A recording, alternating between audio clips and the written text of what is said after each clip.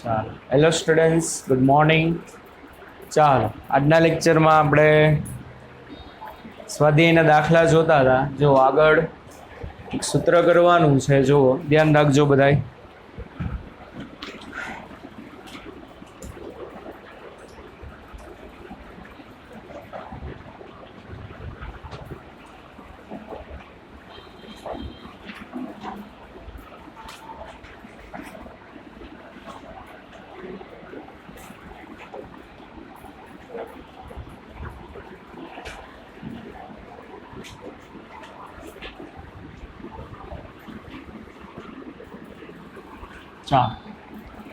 ન્યૂટનનું સૂત્ર લેન્સ માટે.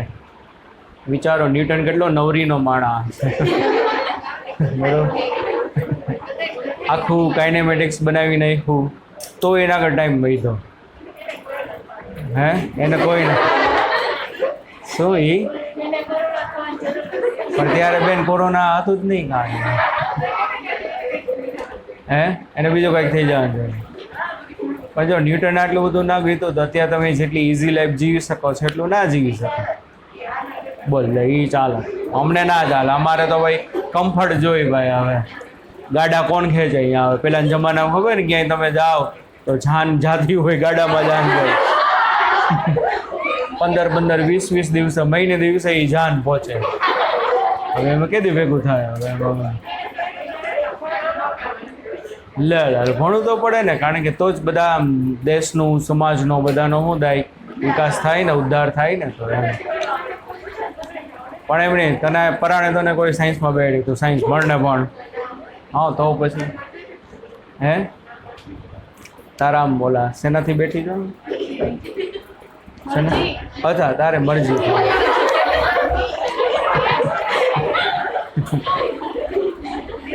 તો બેન તારે આમ ઈચ્છા એ છે ને તારે ગુણો નથી, એમ કેમ ભેગું થાય? તને એમ ઈચ્છા એ છે કે ભાઈ ના મારે એટલું આગળ આવવું છે, ડૉક્ટર બનવું છે કે નહીં? તો શું બનવું છે? મને આમ ઇન્સ્ટાગ્રામમાં મેસેજ કર, સારું આવે એ નહીં. ઓ સો સેડ.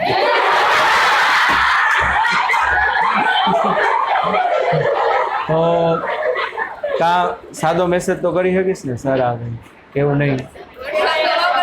હે જો કાંઈ નહીં, વોટ્સઅપ નહીં, કાંઈ નહીં. શીખો કંઈક, શીખો કંઈક. આ ના કરશો શીખો કાંઈ, મોહ માયા કાંઈ નહીં. હા, મોહ માયા જેવું એનામાં કાંઈ નહીં. હા શું બોલ? શેમાં સિરીઝ?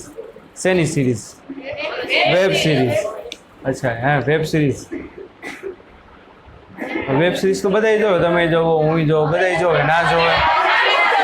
હે જોવો, તમને કોણ ના પાડે? જોવો, તમને કોણ ના પાડે? મગજ ફ્રેશ કરવા માટે જોવું તો પડે ને, બરોબર ને? હે સાંભળો. હા બેન, શું કે શું?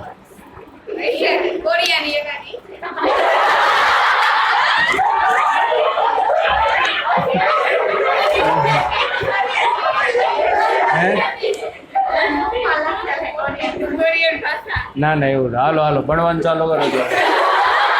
બસ હવે જો ન્યૂટનનું જે સૂત્ર જે છે, જો એમાં લેન્સ માટે છે.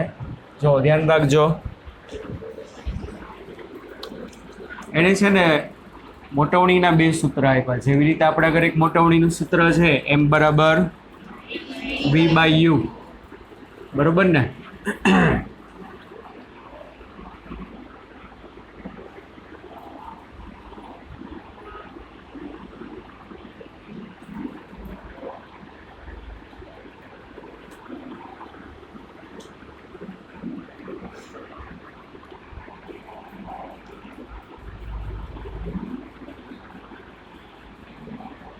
આ એક વસ્તુ AB, એની ઊંચાઈ કેટલી? h1 4. એક કિરણ સીધું લેન્સ ઉપર જાય છે, તો આ કિરણ સામેથી વક્રીભવન પામીને શેમાંથી જશે? એફમાંથી. એટલે હજી સીધું કિરણ ગયું સામે વક્રીભવન પામીને કેમાંથી પસાર થાય? એફમાંથી. બરોબર. અહીંથી બેન્ડ વળ્યું. આ લેન્સનું દ્વિતીય મુખ્ય કેન્દ્ર કહેવાય. આ F2 ને આ શું થશે? F1. ચાલો પછી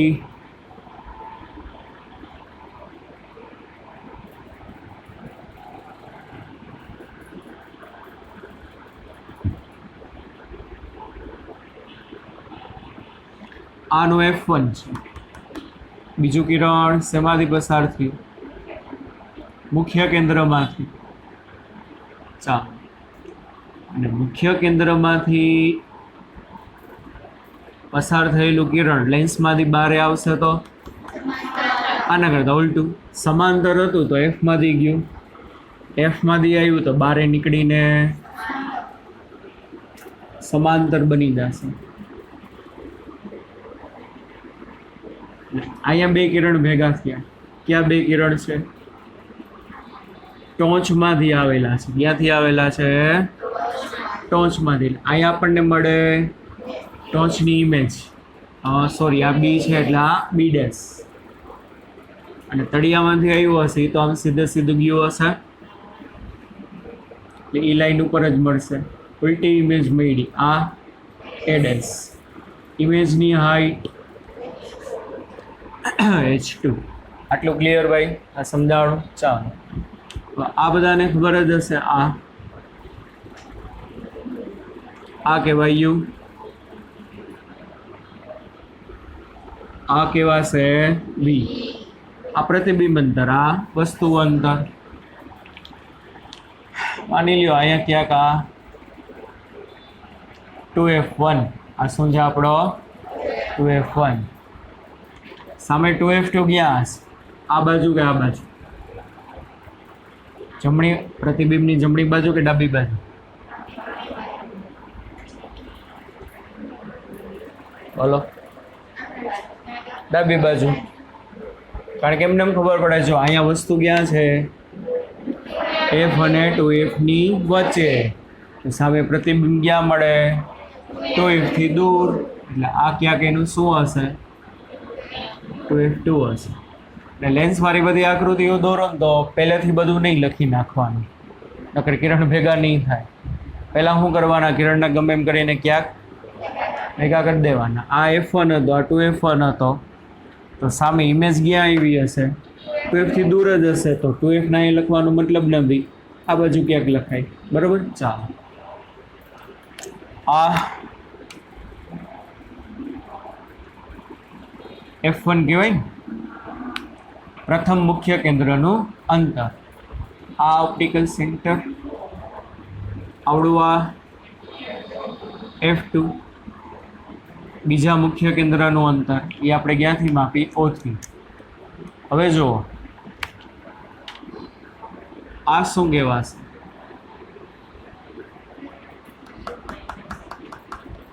U - F1, અથવા એને કહેવાય શું? વસ્તુનું અંતર ક્યાંથી? મુખ્ય કેન્દ્રથી. અને શું કહેવાય આને? વસ્તુનું અંતર મુખ્ય કેન્દ્રથી x1 કહેવાય. એ ન્યૂટનના આના વિશે માહિતી આપી. જનરલી આપણે જે વસ્તુ અંતર અને પ્રતિબિંબ અંતર માપી, ક્યાંથી માપીએ? ઓપ્ટિકલ સેન્ટરથી. પણ ન્યૂટનના સૂત્રમાં જે વસ્તુ અંતર અને પ્રતિબિંબ અંતર આવશે, યાદ રાખજો, એ ક્યાંથી માપવાના? મુખ્ય કેન્દ્રથી માપવાના. ક્યાંથી માપવાના? મુખ્ય કેન્દ્રથી. તો આ આકૃતિમાં x1 બરાબર વસ્તુનું મુખ્ય કેન્દ્રથી અંતર. શું થશે? x1 એટલે વસ્તુનું મુખ્ય કેન્દ્રથી અંતર. એને ન્યૂટને નામ દીધું એક્સ્ટ્રા ફોકલ ઓબ્જેક્ટ ડિસ્ટન્સ. શું નામ આપ્યું આને? Extra focal object distance. કારણ કે આપણે ખબર છે ભાઈ, મુખ્ય કેન્દ્રમાંથી જે સમતલ પસાર થતું હોય એને શું કહેતા યાદ છે ને? Focal plane. શું કહેતા આપણે એને? Focal plane. તો એટલા માટે આને એને શું નામ આપ્યું? Extra focal object distance. અને એ ક્યાંથી મપાશે? એફથી. યુ ક્યાંથી મપાય? ઓથી. આ ક્યાંથી મપાશે? એફથી. સામે આ જે થશે આ શું કહેવાશે? પ્રતિબિંબનું અંતર. પણ ક્યાંથી? એના મુખ્ય કેન્દ્રથી. આ પ્રતિબિંબનું અંતર જ છે પણ ઓપ્ટિકલ સેન્ટરથી. આ છે મુખ્ય કેન્દ્રથી. આ શું થશે? x2. તો x2 બરાબર પ્રતિબિંબનું મુખ્ય કેન્દ્રથી અંતર. એને શું કહેવાશે? Extra focal image distance. Ready? ચાલો હવે જો આ જે આપાત કિરણ હતું જે F1 માંથી પસાર થયું એને માની લ્યો આ મુખ્ય અક્ષ સારે θ1 જેટલો એંગલ બનાવ્યો. કેટલો બનાવ્યો? આ કેટલું હશે કોઈ કહેશો? θ1 જ. કેમ? સામસામેના એંગલ છે અને સામસામેના એંગલ છે તો આ θ1 તો I θ1. આ બાજુ આ વક્રીભૂત કિરણ કહેવાય, આ આપાત કિરણ કહેવાય, આ કયું કહેવાય? વક્રીભૂત. વક્રીભૂત કિરણ જ્યારે મુખ્ય અક્ષમાંથી પસાર થયું ત્યારે એને કેટલાના ખૂણે છેદે છે? θ2. તો સામસામેના એંગલ છે તો I કેટલું થશે? θ2. આટલું ક્લિયર? આ સમજાણું બધાને? ચાલો હવે જુઓ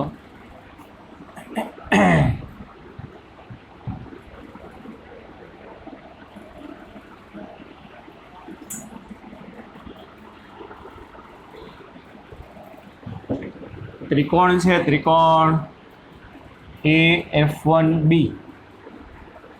ત્રિકોણ AF1B માં ચાલો tan θ1 બરાબર આવડો ત્રિકોણીમાં tan θ1 બરાબર સામેની બાજુ. સામેની બાજુ એટલે AB. AB એટલે વસ્તુની ઊંચાઈ છેદમાં પાસેની બાજુ AF1. AF1 એટલે શું છે? x1. એટલે અહીંયા શું આવશે? F1. ચાલો પછી ત્રિકોણ OF1F. કયો ત્રિકોણ છે? OF1F. બોલો અહીં tan θ1 જ છે તો અહીંયા tan θ1 બરાબર આની સામેની બાજુ આ થાય ને. કહેશો OF કેટલું હશે? કારણ કે જો આ OF કોને સમાંતર છે? A' B' ને. અને A' B' તો પ્રતિબિંબની ઊંચાઈ એટલે શું થશે આવડું? આ H2. એટલે અહીંયા શું થશે? સામેની બાજુ છે H2, પાસેની બાજુ આ કેન્દ્ર લંબાઈ OF1 એટલે શું થશે? કેન્દ્ર લંબાઈ F1. ક્લિયર? આ બે સરખા છે તો શું થશે? માટે H1 ના છેદમાં x1 બરાબર H2 ના છેદમાં F1. અને આમાં લખાય H2/H1 બરાબર આ અહીંયા એટલે શું આવે? F1 ના છેદમાં x1. રેડી? પ્રશ્ન શું પૂછે? જો H2/H1 એટલે શું થયું? મોટવણી થઈ ગઈ. પ્રતિબિંબની હાઈટ છેદમાં શું છે? વસ્તુની હાઈટ. એટલે મોટવણીનું સૂત્ર થઈ ગયું. ઓમાં V અને U એ ક્યાંથી આવે છે? ઓથી. પણ આમાં જે છે F1 એટલે મુખ્ય કેન્દ્ર, x1 એટલે એક્સ્ટ્રા ફોકલ ઓબ્જેક્ટ ડિસ્ટન્સ થાય ને. તમને એમ કે ભાઈ એક બહિર્ગોળ લેન્સની કેન્દ્ર લંબાઈ 20 સેન્ટીમીટર છે કેટલી છે 20 સેન્ટીમીટર.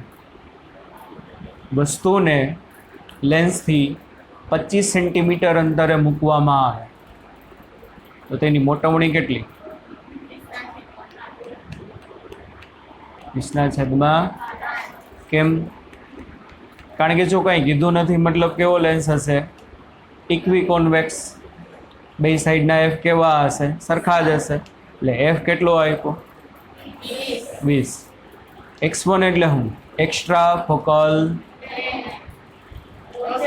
ઓબ્જેક્ટ લેન્થ અથવા ડિસ્ટન્સ કહેવાય. એટલે મને છે ને x1 ની જરૂર પડે. મને આપ્યો યુ, પણ એ તો મળી જાય ને. યુ કેટલો આપ્યો? 25. કેટલો આપ્યો યુ? ભાઈ વસ્તુ છે ને લેન્સથી 25 સેન્ટીમીટર દૂર પડી. કેટલી દૂર પડી? આ 20 છે, આ 25 છે, તો આ મળી જાય કે નહીં? કારણ કે x1 બરાબર શું થાય? યુમાંથી f બાદ કરો એટલે આ 5 થઈ જાય. તો શું થાય? 20/5 એટલે જવાબ આવે 4. 4 ગણી ઇમેજ મળશે સામે. કેટલા ગણી ઇમેજ મળે? 4 ગણી. આમાં તો તમારે શું કરવું પડે? m બરાબર v બાય યુ. યુ આપ્યો, શું કરવો પડે? v ગોતવો પડે. v કેવી રીતે?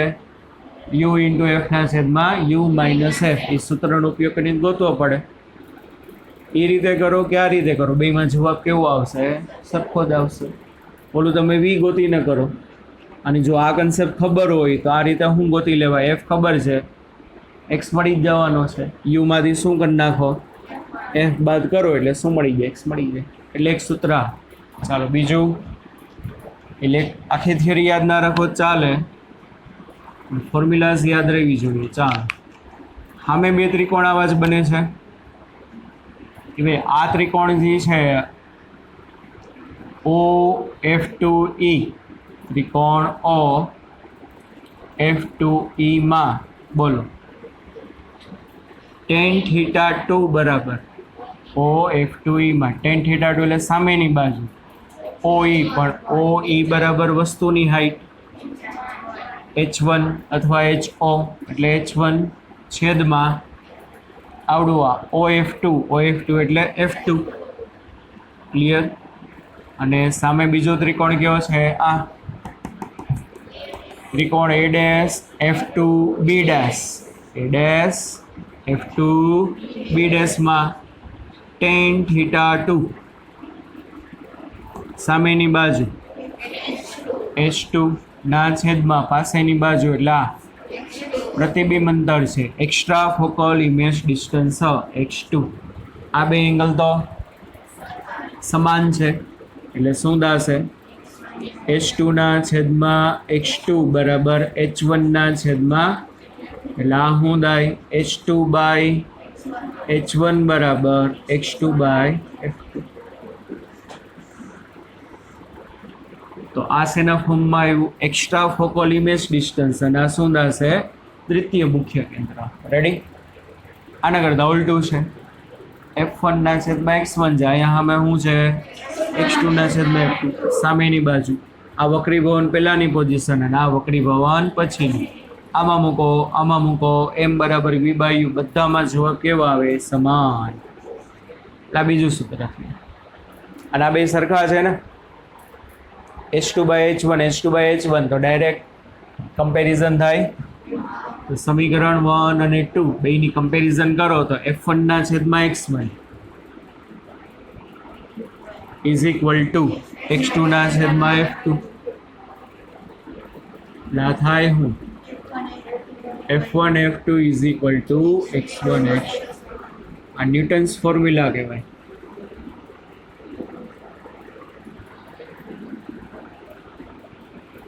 તો ન્યૂટનનું સૂત્ર છે, કોના વચ્ચેનો સંબંધ આપે? પ્રથમ મુખ્ય કેન્દ્ર, દ્વિતીય મુખ્ય કેન્દ્ર, એક્સ્ટ્રા ફોકલ ઓબ્જેક્ટ ડિસ્ટન્સ અને extra focal image distance.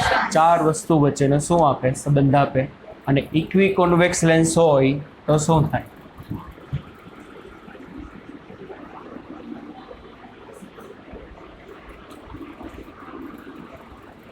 f1 બરાબર શું થાય? તો શું સૂત્ર બને? x1 x2 બરાબર બે સરખા ને, એના બરાબર f. એટલે શું થશે? f². રેડી? એટલે આ બે ફોર્મ્યુલા જે છે કોની કહેવાય? ન્યૂટનની. ઘણી બધી ગણતરીઓ સહેલી કરી દઈએ, બરાબર. તો જ્યારે એમ થાય કે ભાઈ અને આ છે આપણે નીટના સિલેબસમાં, એનસીઆરટીમાં નથી, પણ નીટના સિલેબસમાં ટોપિક છે એટલે આપણે કરવો પડે. ક્લિયર ભાઈ? ચાલો છોકરી બંધ કરી. ચાલો દાખલા નંબર 16 વચ્ચેના જે દાખલા જેમ થિયરી બાકી છે હજી.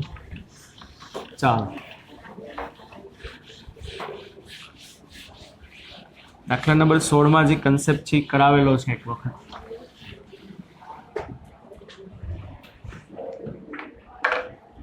શું કીધું છે એમાં? દેતો બુક.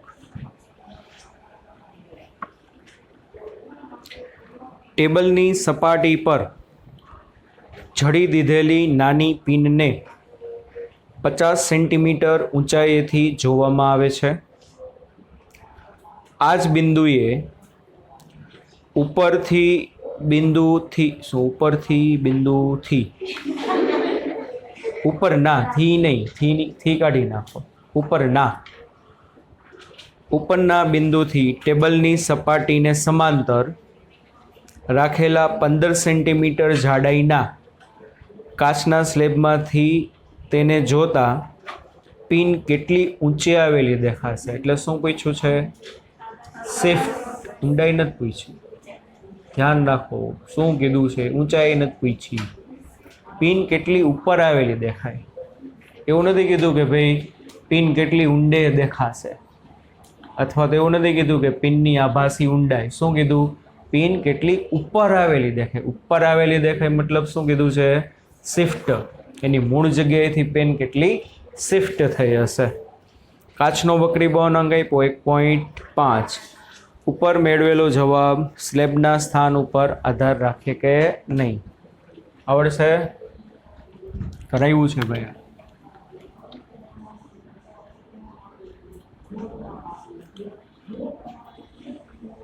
બાહુબલી નો અવાજ એમ છો અહીંયા સંભળાય. એમાં માઇક કરે ને પેલી બેન્ચ પર હતો પછી કે ન્યૂટન ક્યાંથી જન્મો નાચ બધા આવે. ચાલો આપણે જે છે ને અહીંથી પિનને જોઈ છે કેટલી ઊંચાઈથી? 50 સેન્ટીમીટર. રેડી? હવે શું કર્યું? કાચનો સ્લેબ લીધો, એની થિકનેસ છે 15 સેન્ટીમીટર. એને ક્યાં રાખ્યો?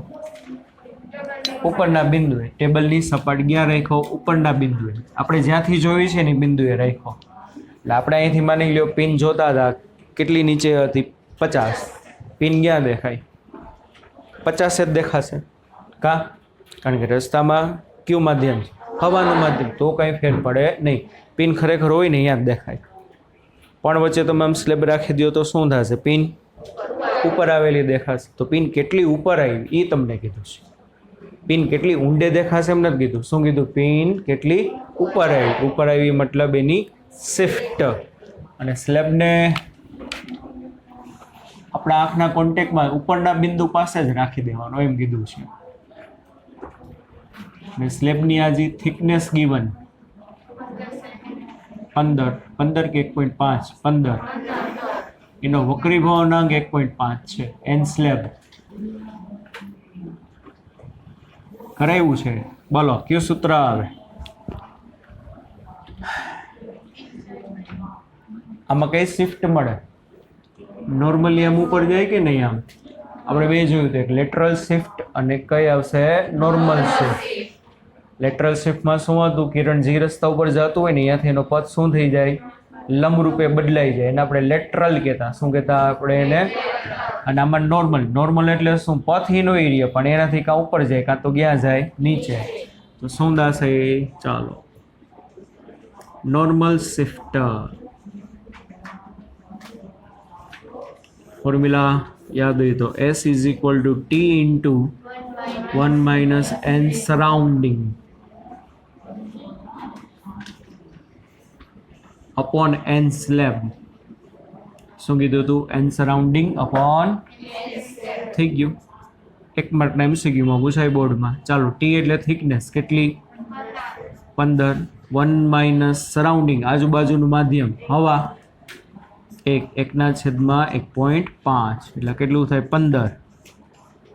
1.5 માઇનસ 1/1.5 એટલે કેટલું થાય 15 ગુણ્યા 0.5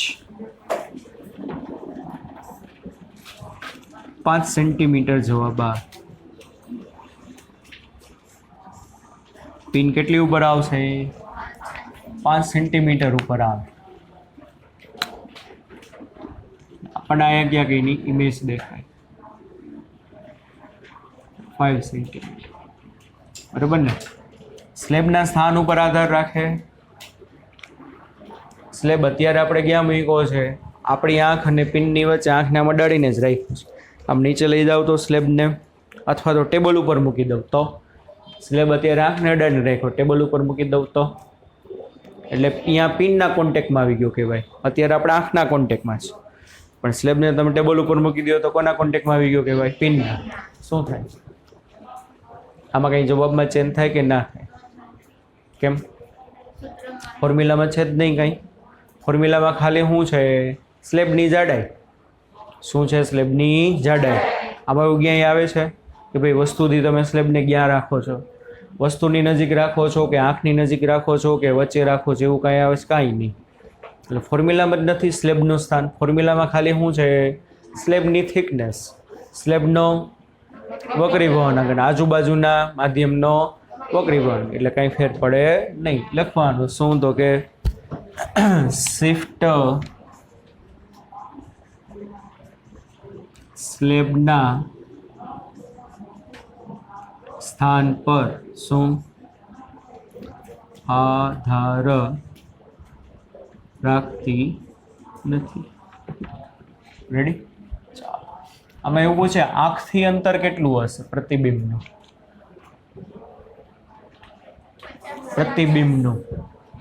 પ્રતિબિંબનું આંખથી અંતર કેટલું હશે? 45. એ જોવાનું, એમાં ગોટા ના કરતા. પછી પૂછી લે કદાચ વધારા. ક્યાંથી પૂછ્યું? આંખથી એટલે આ પૂછ્યું. પહેલા આંખથી વસ્તુ ક્યાં હતી 50 હતી ને. હવે શું થશે 5 સેન્ટીમીટર ઉપર આવી એટલે આંખની નજીક આવે છે તો એટલા માટે શું થશે આંખથી તમે જુઓ તો કેટલું થશે તો કે 45. કદાચ આંખથી પૂછે તો કેટલું 45. બરાબર. ચાલો આગળ.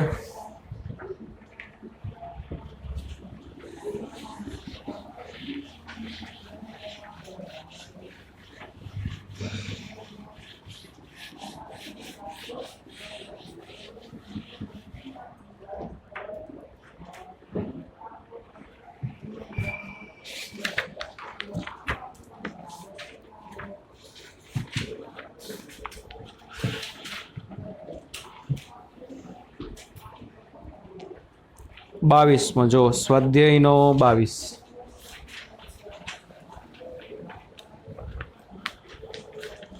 22માં દાખલામાં શું કીધું છે 60 ડિગ્રીનો વક્રતા કારક કોણ એટલે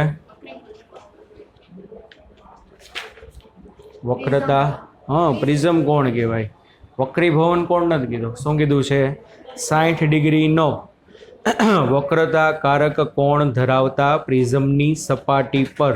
એટલે પ્રિઝમ માટે વક્રતા કારક કોણ મતલબ પ્રિઝમનો પ્રિઝમ કોણ પર કેટલા લઘુત્તમ આપાત કોણે આપાત થતા કિરણનું બીજી સપાટીએથી સહેજ એટલે જસ્ટ દેખો ને આમાં સહેજ એટલે જસ્ટ પૂર્ણ આંતરિક પરાવર્તન થાય. પ્રિઝમના દ્રવ્યનો વક્રીભવનાંક 1.524. આ વચ્ચે લીટી લેખનો મતલબ શું? બીજી સપાટીએ સહેજ એટલે કે જસ્ટ પૂર્ણ આંતરિક પરાવર્તન થાય. કેશો પહેલવાન થોડુંક પૂર્ણાંતરિક પરાવર્તન એટલે વળી થોડું પૂર્ણાંતરિક પરાવર્તનમાં તો શું હોય પૂરેપૂરું અંદર જ વયું જાય કિરણ. સહેજ અથવા તો જસ્ટ એટલે બાજુમાં લખી લ્યો કિરણ સપાટીને સમાંતર બને તેને ઈજી છે એ કહેવાય, સહેજ અથવા તો જસ્ટ. કિરણ કેવું બને? સપાટીને સમાંતર, એને શું કહેવાય? Just total internal reflection. ચાલો આકૃતિ દોરો તો વધુ ખ્યાલ આવે. ચાલો પ્રિઝમ,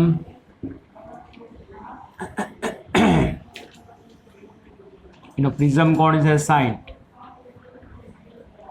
આ કિરણ અહીંથી આમ આપાત થયું,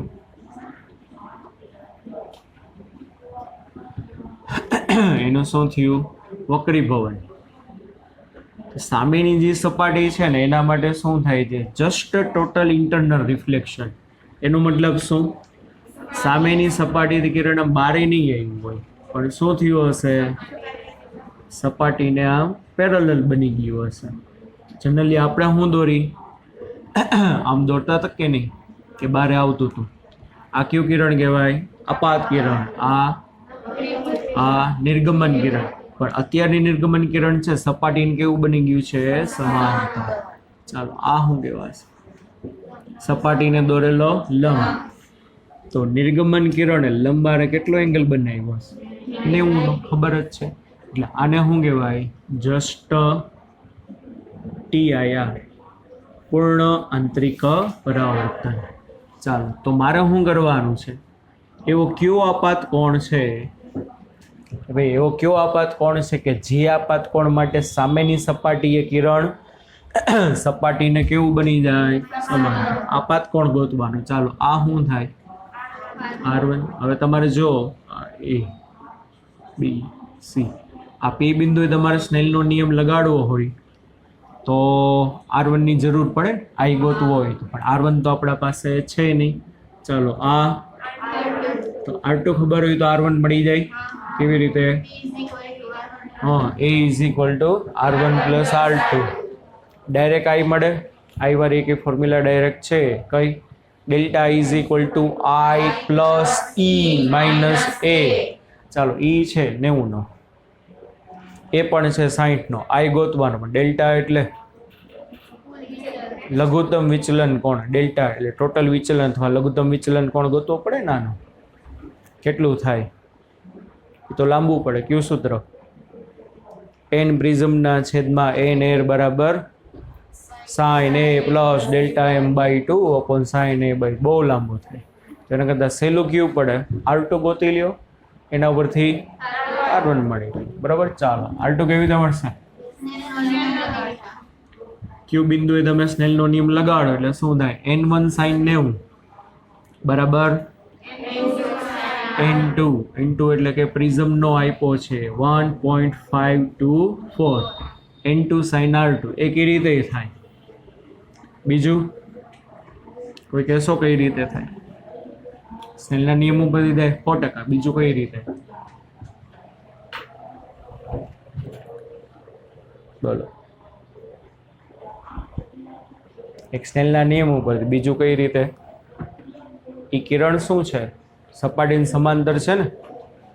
તો યાદ કરો, કિરણ સપાટીને સમાંતર ક્યારે બને? કે જ્યારે આપાત કોણ કેટલા ન હોવો જોઈએ. આ લંબ છે ને, લંબ. તો આ સપાટી માટે બોલો ભાઈ, આ સપાટી માટે આને તો શું કહેવાય? આપાત કોણ કહેવાય. આપણે કહીએ છીએ વક્રીભૂત કોણ, પણ હકીકત કહેવાય હું એને આપાત કોણ. તો જો આ આપાત કોણ C કરતાં નાનો હોત તો કિરણ બારે ગયું હોત. C કરતાં મોટો હોત તો આમ અંદર ઉતરી ગયું હોત ને, પૂર્ણ આંતરિક પરાવર્તન થયું હોત. પણ ત્યાં તો સપાટીને સમાંતર બન્યું, એનો મતલબ R2 ની વેલ્યુ કેના જેટલી? C જેટલી. C કયો કે R કયો, બે એક જ. અને તો ઇઝીલી મળી જાય. sin C બરાબર 1/n. બરાબર. એ રીતે ગોતી શકો. તમને જે મજા આવી. ચાલો આપણે લખી શકીશું AC સપાટી માટે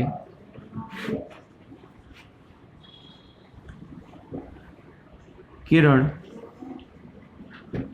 સપાટીને સમાંતર હોવાથી આવડો એનો જે આપાત કોણ છે ને R2 ઈ કોના જેટલો હશે? C જેટલો હોય. તો તો સી ગોતો કે R2 ગોતો, બે એક શું ફોર્મ્યુલા છે, sine C is equal to n rare upon n dense. Rare એટલે આજુબાજુનું માધ્યમ જી હોય. ચાલો તો સાઇન સી ની બદલે હું R2, આજુબાજુનું માધ્યમ એર એટલે 1, ડેન્સ એટલે પ્રિઝમનો પોતાનો કેટલો છે 1.524. હાલો કરો, 1/1.524 0. આનું જોવો સાઇન એટલે R2 બરાબર સાઇન ઇન્વર્સ 0.65 41 કેટલો જવાબ આ 0.41 ડિગ્રી. કેટલા ડિગ્રી આવશે 41 ડિગ્રી.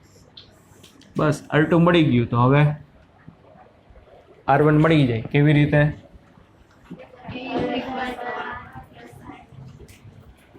આજા છે કે A is equal to R1 plus R2. R1 બરાબર 60 minus 41 19 ડિગ્રી. R1 મળી ગયો. બસ વાંહે તો તમારે સ્નેલ સ્લોટ લગાડવો પડે. ચાલો તો AB સપાટી પર P બિંદુએ સ્નેલનો નિયમ આવડે ને બધાને? N1 sin I બરાબર N2 sin R1. N1 એટલે લેખ sin I બરાબર N2 બોલો 1.524. અહીંયા આવે sin 19 કેટલું આવે? 0.3256 એનો ગુણાકાર 0.3256 ગુણ્યા 1.524 4 આંકડા.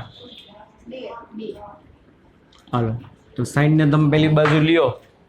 બસ હવે આનું જુઓ, સાઈન ઊંધું જુઓ. બસ 0.4962 એટલે I મળી ગયો કહેવાય.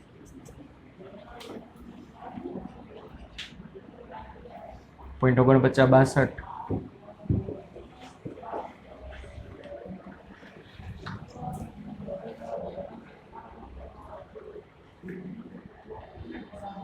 નથી એવું ટેબલમાં?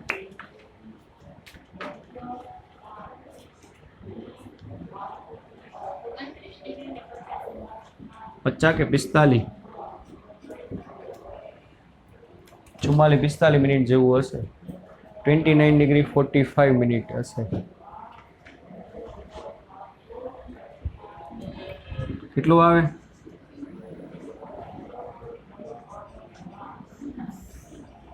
ઓગણપચાસ મિનિટ કહો તો હાલે ને? મિનિટમાં શું ફેર પડે? મિનિટ છે, કેટલી મિનિટ છે? આમ આઈડિયલી જો ટેક્સ્ટ બુકમાં તો પાછું 30 ડિગ્રી કીધું છે. ટેક્સ્ટ બુક વાળાએ તો હાવ રાઉન્ડ ઓફ કટ નાખ્યું છે. આપણે બને ત્યાં સુધી એક્યુરેસી રાખી. કેટલો જવાબ છે? 29 ડિગ્રી ને 45 મિનિટ. કેટલી મિનિટ?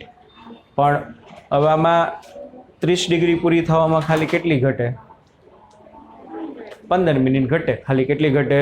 15 મિનિટ ઘટે. એટલે ટેક્સ્ટ બુકમાં આન્સર શું છે? Near about 30 degree. આપણે તો એક્યુરેસી રાખી, ટેક્સ્ટ બુક વાળા તો એ નથી રાખતા.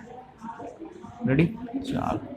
આટલાના કોણે જો તમે કિરણને આપાત કરશો ને તો સામેની સપાટી ઉપર કિરણ શું થઈ જાય? સપાટીને સમાંતર બને. બરાબર, બીજું કંઈ જાજુ નથી.